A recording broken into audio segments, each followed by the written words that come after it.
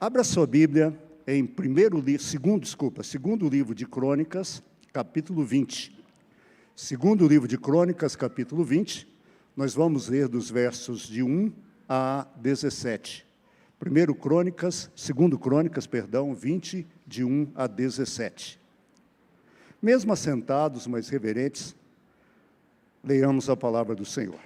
Depois disso, os moabitas e os amonitas, com alguns dos meunitas, entraram em guerra contra Josafá.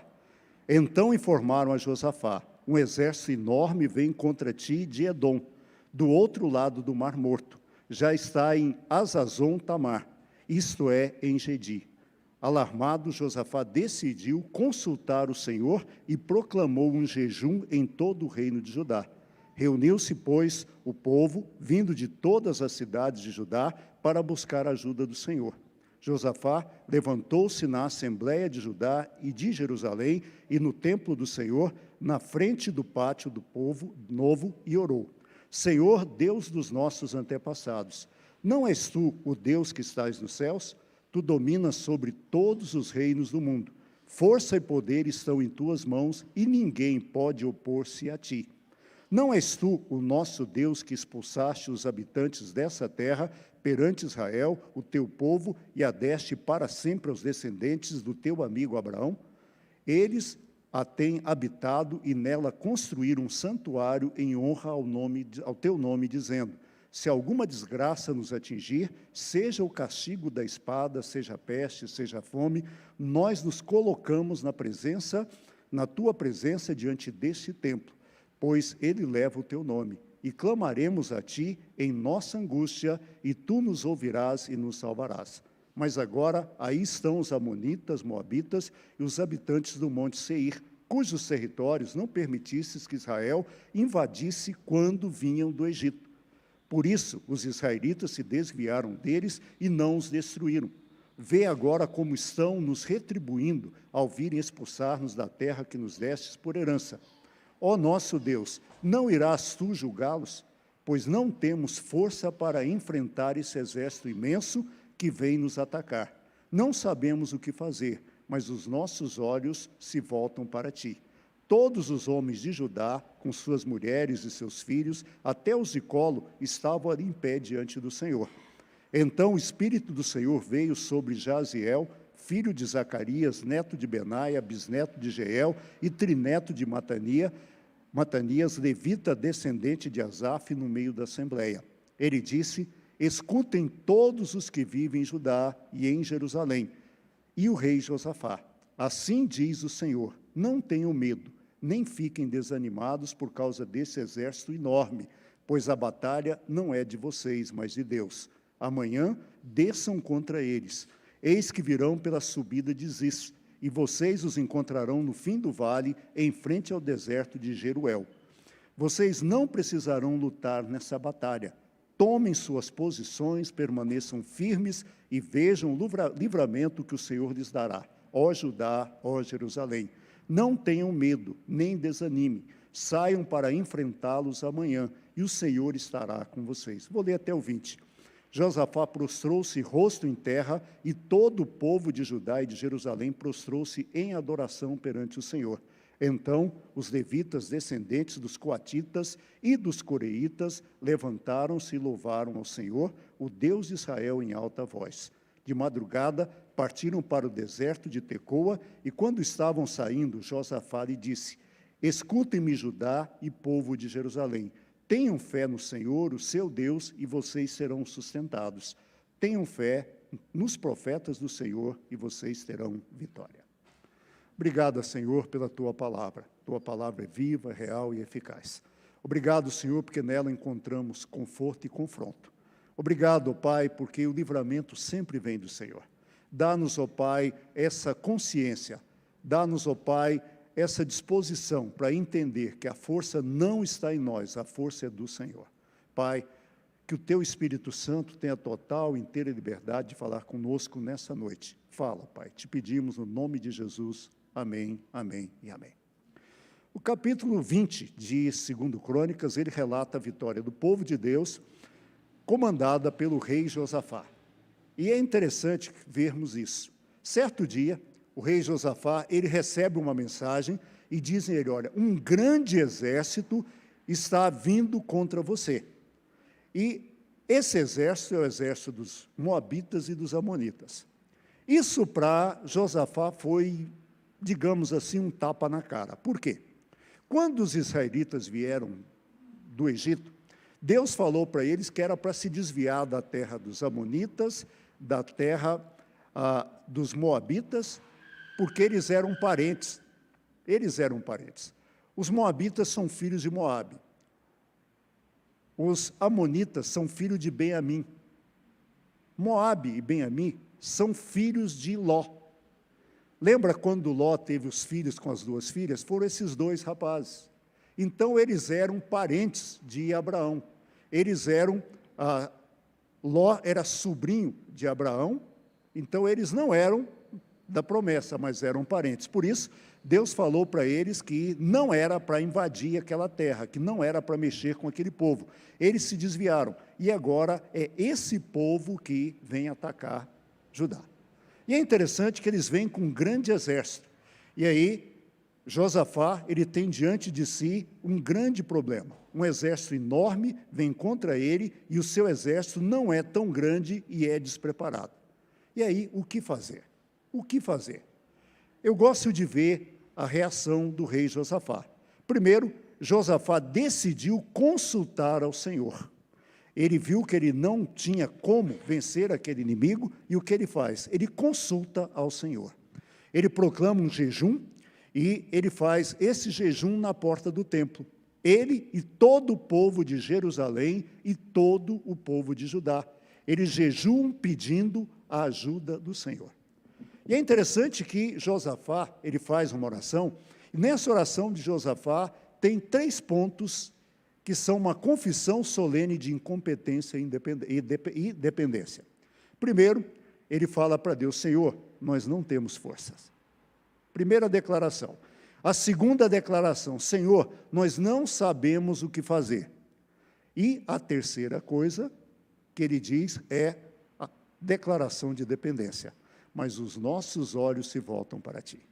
Então, a primeira declaração, Senhor, não temos força, nós somos fracos. Segunda declaração, nós não sabemos o que fazer. Mas a terceira declaração, eles dizem, os nossos olhos se voltam para ti. Na Bíblia, a mensagem, e o Gene Peterson traduziu, por isso recorremos ao Senhor. Então, note o seguinte, primeiro, ele reconhece a sua incompetência, a sua fragilidade, mas ele reconhece quem é o seu Deus. Eu gosto muito de uma frase que o Gene Peterson disse, certa feita. Ele disse que o desespero humano é o limite da atuação de Deus. Quando nós estamos desesperados, o que a gente faz? Ora. Se tem uma coisa que a gente faz no desespero é orar. Enquanto a gente está bem, muitas vezes a gente esquece de orar. Muitas vezes a gente até acha que oração não é muita coisa, mas quando a coisa aperta, meu amigo, a gente ora, a gente faz jejum, a gente faz promessa. Quem aqui nunca ficou de segunda época ou de recuperação, precisando de muita nota, e na véspera da prova, orou desesperadamente, né? Eis-me aqui, Senhor, né? A gente faz promessa. Por quê? É o desespero. E nesse desespero, nós sempre buscamos ao Senhor. E é interessante, quando nós não temos mais onde ir, para onde que a gente vai? Para o Senhor. Eu me lembro no colégio que eu trabalhava, quando tinha algum aluno muito complicado, o professor falava, Gerson, esse aí é só Deus na causa. E eu brincava, se você tivesse ido a Deus, já tinha resolvido, mas você não foi. É sempre Deus na causa. Pena que a gente sempre deixa para ir quando as coisas já estão degringolando. Mas, quando nós não temos força, eles são muitos, não sabemos o que fazer, estamos em situação complicada e mais, nós somos fracos. E é interessante que, quando procurado, Deus responde. O povo jejuou, o povo orou, e olha o que diz o verso 15. No verso 14, diz que o profeta Jaziel se levantou, e olha o que ele disse. Escutem todos os que vivem em Judá e em Jerusalém, e o rei Josafá. Assim diz o Senhor: não tenham medo nem fiquem desanimados por causa desse exército enorme, pois a batalha não é de vocês, mas de Deus. Você já pensou que declaração que Deus faz? Olha, primeiro, Deus sempre fala: não tenham medo. Essa é a expressão que mais aparece na Bíblia. Não tenham medo, não desanime. Essa é a rainha das expressões bíblicas. Deus fala: olha, não tenham medo, não desanime, e fica tranquilo, porque a batalha agora é minha. Vocês puseram nas minhas mãos, e essa batalha está nas minhas mãos. Deus diz isso a Josafá: olha, você não sabe o que fazer, mas eu sei. Transfira o problema para mim, é simples. Não tenha medo, não desanime. Quando oramos, Deus nos muda. Você já pensou nisso? Normalmente nós oramos achando que Deus vai mudar a situação. Quando nós oramos, nós pensamos que Deus vai mudar o outro. Gente, isso é uma ilusão. A maior parte das vezes Deus vai nos mudar. Quem precisa ser mudado somos nós. Quando nós estamos enfrentando uma situação de muita angústia, de muito medo, quem primeiro precisa ser mudado somos nós. Somos nós que precisamos descansar. Somos nós que precisamos respirar. E aí, então, essa é a pessoa que Deus vai fazer. Quando nós oramos, Deus nos muda. Quando oramos ao Senhor, reconhecendo a nossa fraqueza, a nossa ignorância, Ele assume a batalha por nós. E é interessante o que Deus diz no verso 17. Olha, Deus diz ao povo: vocês não precisarão lutar nessa batalha. Volta para casa, descansa, eu já venci. Foi isso que Deus falou? Não, olha o que Deus fala. Vocês não precisarão lutar essa batalha. Tomem suas posições, permaneçam firmes e vejam o livramento que o Senhor lhes dará, ó Judá, ó Jerusalém. Não tenham medo, nem desanimem. Saiam para enfrentá-los amanhã e o Senhor estará com vocês. Deus sempre fala para a gente: em frente, em frente. O grave problema é que muitas vezes nós fugimos. Muitas vezes, ao invés de enfrentar a situação, ao invés de enfrentar a luta, nós fugimos. Deus fala para a gente: coragem, em frente. Você não vai lutar, mas você tem que ir lá. Você tem que ver o inimigo. Olha no olho do inimigo. É desse jeito. Muitas vezes, quando a situação complica, nós saímos correndo e falamos: Senhor, misericórdia. Não, Deus não fala assim. Deus fala para a gente: olha, coragem, não tenha medo, não desanime, enfrente os seus inimigos, enfrente os seus problemas. Eu gosto muito de uma frase que era usada lá nos anos 60, usou-se muito essa expressão. As pessoas diziam o seguinte: os grandes só são grandes porque os pequenos ficam de joelhos. Quando os pequenos ficam de pé, é quase tudo do mesmo tamanho. Por exemplo, os meus filhos são grandes, os dois têm 1,92 m e 3. Eles são muito grandes. Se eu ficar de joelho, eles ficam imensos. Quando eu fico em pé, é só um palmo. Um palmo a gente tira num pulo. O que nós não podemos fazer é nos ajoelhar diante dos problemas. Nós devemos nos ajoelhar diante de Deus. Diante dos problemas, jamais. Nós precisamos enfrentar os nossos problemas. E no verso 20, olha só: tenham fé no Senhor, essa é a ordem de Deus. De madrugada, partiram para o deserto de Tecoa. Quando estavam saindo, Josafá lhes disse: escutem-me, Judá e povo de Jerusalém. Tenham fé no Senhor, o seu Deus, e vocês serão sustentados. Tenham fé nos profetas do Senhor e terão vitórias. Olha só, tenham fé no Senhor e vocês vão ser o quê? Sustentados. Tenham fé nos profetas. Os profetas é a palavra. Tenha fé na palavra. Acredite na palavra. Acredite em quem prega a palavra e vocês terão vitórias. É isso que Deus está dizendo ao povo. É isso que Josafá disse ao povo. Ele faz questão de dizer isso ao povo. Tenham fé em Deus e vocês serão sustentados. Tenham fé nos profetas do Senhor e terão vitórias. Quando nós temos fé no Senhor, nós somos sustentados. Quando nós acreditamos na palavra, nós vencemos. Irmãos, quando você lê lá em Gálatas, as armas que Deus nos deu, todas as armas são de defesa, menos a palavra. A única... lá em Efésios, quando fala das armas do Espírito, a única arma de ataque é a palavra. Todas as outras são de defesa. Capacete é a defesa, couraça é defesa, sandália é defesa, agora a espada é ataque. A espada é arma de ataque, e é a única lá em Efésios que diz isso, que é arma, mas eu acho que é Gálatas, hein? É Gálatas 6:10, né? Efésios 6:10, tá. Então veja, todas as outras de defesa, palavra de Deus é arma de ataque. E é interessante que Deus sempre cumpre o que Ele promete. Se você ler, vamos ler os versos de 22 a 24 do capítulo 20, diz assim: quando começaram a cantar e a entoar louvores, o Senhor preparou emboscada contra os homens de Amon, de Moabe e dos montes de Seir, que estavam invadindo Judá, e eles foram derrotados. Os amonitas e os moabitas atacaram-os no monte Seir para destruí-los e aniquilá-los. Depois de massacrarem os homens de Seir, destruíram-se uns aos outros.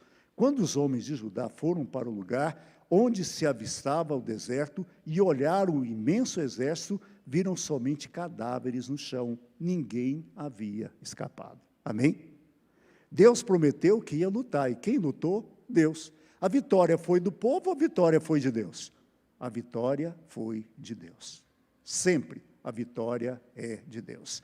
Eles acreditaram na palavra de Deus e foram sustentados. Eles acreditaram nos profetas de Deus e venceram. Isso é o que sempre acontece. Eu quero fazer algumas aplicações desse texto, para a gente, para o hoje, para o agora. Eu gosto muito de uma frase do comentarista bíblico Halley. O Halley escreveu o comentário bíblico mais utilizado, né, entre nós evangélicos, comentário bíblico Halley. E o Halley, ele diz o seguinte: a Bíblia é um livro de história. O Velho Testamento é a história de um povo, os hebreus. E o Novo Testamento é a história de um homem, Jesus. Mas a Bíblia é um livro de história.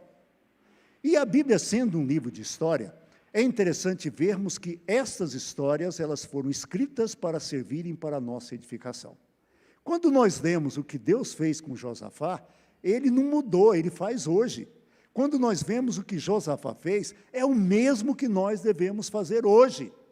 Por quê? Nós somos o povo de Deus, e Deus é o nosso Deus. Por isso, quantas vezes, né, eu e você nos encontramos como Josafá? Quantas vezes a gente chega diante de uma situação e fala: é mais forte do que eu. Aí você coça a cabeça e fala: e o pior, eu não sei o que fazer. Eu creio que vocês que são mais espirituais do que eu nunca passaram por isso, né? Mas eu, que infelizmente não sou tão espiritual quanto vocês, eu já passei muito por situações assim. Eu chego diante de um problema e falo: meu Deus, ele é muito mais forte do que eu. E aí vem a segunda afirmação juntinho da primeira. E o que é pior, eu não sei o que fazer. Mas, felizmente, tem a terceira parte, né? Eu sei que eu posso olhar para o Senhor e obter vitórias. Por isso, precisamos aprender com o rei Josafá. Qual foi a primeira coisa que Josafá fez? Quando falaram para ele: Josafá, um grande exército vem contra vocês. Josafá, ele olhou para Deus. Ele chamou o povo para jejum, ele chamou o povo para oração. Essa foi a primeira coisa que ele fez. Ele chamou o povo para isso. E deixa eu aproveitar e já fazer um merchan aqui, nesse momento. A partir do dia 6, primeiro domingo de março, dia 6, até o domingo da ressurreição, serão 7 domingos, nós teremos culto todas as manhãs, reunião de oração, todos os domingos às 9 da manhã. Nós estaremos orando, pedindo a direção do Senhor. Como o rei Josafá, nós não sabemos o que fazer. E como o rei Josafá, nós vamos orar, jejuar e buscar o Senhor. Então já coloque aí na sua agenda, todos os domingos, a partir do dia 6 de março, vai dar até, parece que dia 17 de abril, até o domingo 17 de abril, serão 7 domingos. Nesses 7 domingos, estaremos todos os domingos aqui na igreja para reunião de oração. E nós estaremos fazendo o quê? Buscando a direção do Senhor. Buscando a direção do Senhor para a nossa vida, buscando a direção do Senhor para a igreja, e buscando a direção do Senhor para a nossa nação, para o nosso país. Então, eu quero te convidar a isso. Então, coloque na sua agenda. Próximo domingo é o último domingo do mês. Então, nós temos 2 cultos, um às 10 da manhã e o outro às 19. E, no outro domingo, dia 6, nós começaremos esses 7 domingos de oração na presença do Senhor. Serão 40 dias, né? O 7 é porque... Então, dá 6. São 7 semanas, né? São 40 dias de jejum e oração buscando essa direção do Senhor. Por isso, faça como o rei Josafá. Ore para Deus. Segunda coisa que Josafá fez, ele procurou o Senhor. Ou seja, ele não só foi lá para o templo, mas ele procurou o Senhor. O livro de Jeremias, capítulo 29, o verso 13, diz assim: buscar-me-eis e me achareis, quando me buscardes de todo o vosso coração, assim diz o Senhor. Quando nós buscamos ao Senhor de todo o nosso coração, Deus se deixa achar. Nós não conseguimos encontrar Deus se Deus não se deixar achar. Outro dia eu vi uma ilustração que eu achei fantástica. A pessoa falando sobre Jeremias 29, 13, ele disse o seguinte: a nossa relação com Deus é como eu com meu netinho, a pessoa falando. Eu brinco de esconder com meu netinho. Aí eu falo, eu vou esconder. Eu entro embaixo da cama, mas ele não me acha. Aí eu ponho o pé para fora para ele me achar. E ele, eu te achei, eu te achei, eu te achei. E faz aquela festa. Aí eu vou procurá-lo. E ele se esconde num lugar bem fácil. Eu passo por ele e finjo que não vejo. E aí eu vou lá, dou uma avó, achei! E ele faz e Deus faz assim conosco. Quando nós procuramos a Deus, é Deus quem se deixa achar. É Deus quem se revela. É Deus que se mostra a nós quem Ele é. Terceiro, então, primeiro, faça como Josafá, ore para o Senhor. Segundo, procure o Senhor. E terceiro, enfrente os seus inimigos. Não fuja, enfrente. Qual é o seu problema? Enfrente, enfrente, enfrente. Gente, o diabo, ele é igual cachorro vira-lata. Ele late. Se você correr, ele corre atrás e te derruba. Se você peitar, bater o pé, ele sai e foge. Mas se você correr, ele te derruba. Por isso nós temos que enfrentar. Não é que nós temos força, nós não temos força. A força está em Deus. Mas nós somos de quem? De Deus. O Espírito Santo habita onde? Em nós. Por isso, nós somos mais do que vencedores. Não fuja, enfrente. A outra coisa, pare de reclamar, pare de resmungar. Quem muito reclama é porque pouco clama. Clame, ore. Quem ora não reclama, porque sabe que Deus luta. Agora, quem não ora fica, por que acontece comigo? Sempre assim, tudo contra mim. Para com isso. Clame.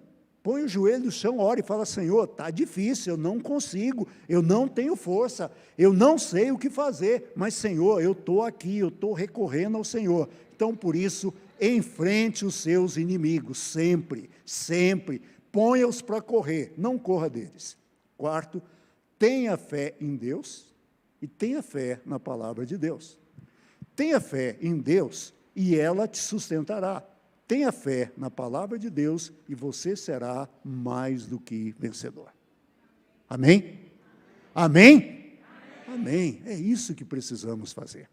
Eu quero concluir, já quero chamar o Ministério de Louvor aqui à frente, e eu quero convidá-lo e desafiá-lo a fazer como o rei Josafá. Nesse texto, fica muito claro que Josafá tem 3 compromissos muito sérios. Primeiro compromisso que Josafá tem é com Deus. Tenha compromisso com Deus. Acredite que Deus faz. Acredite que Deus continua sendo Deus. Acredite que Deus tem poder. Acredite que Deus é o Senhor da sua vida. Acredite em Deus. Tenha compromisso com Deus. Acredite e tenha compromisso. Faça tudo para a honra e para a glória dele. Segundo, como o rei Josafá, tenha compromisso com a palavra de Deus. O profeta Jaziel chegou e falou, e Josafá obedeceu. O profeta Jaziel falou, e o rei Josafá entendeu que aquela palavra era para ele e era para o seu povo. Quantas vezes nós temos desacreditado da palavra de Deus? Quantas vezes nós queremos ler a palavra de Deus para os outros? Nós achamos que o texto é sempre para os outros. Não, a Bíblia é para mim. A Bíblia é para você. Por isso, leia a Bíblia para você. Por isso, eu gosto muito daquela primeira pergunta dos nossos devocionais. O que chamou a atenção nesse texto? Isso é para mim. É para mim. O que esse texto salta aos meus olhos? Então, olha, primeiro, compromisso com Deus. Segundo, compromisso com a palavra de Deus.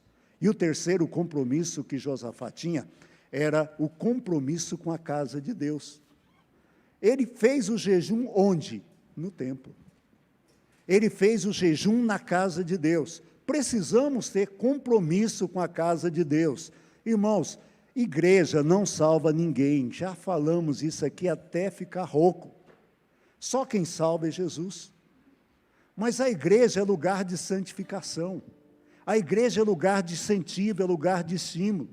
Eu vejo o que Deus está fazendo na vida do meu irmão e eu me alegro, porque eu sei que Ele pode fazer na minha. Eu vejo o meu irmão com problema, eu oro por ele, porque eu acredito num Deus que abençoa.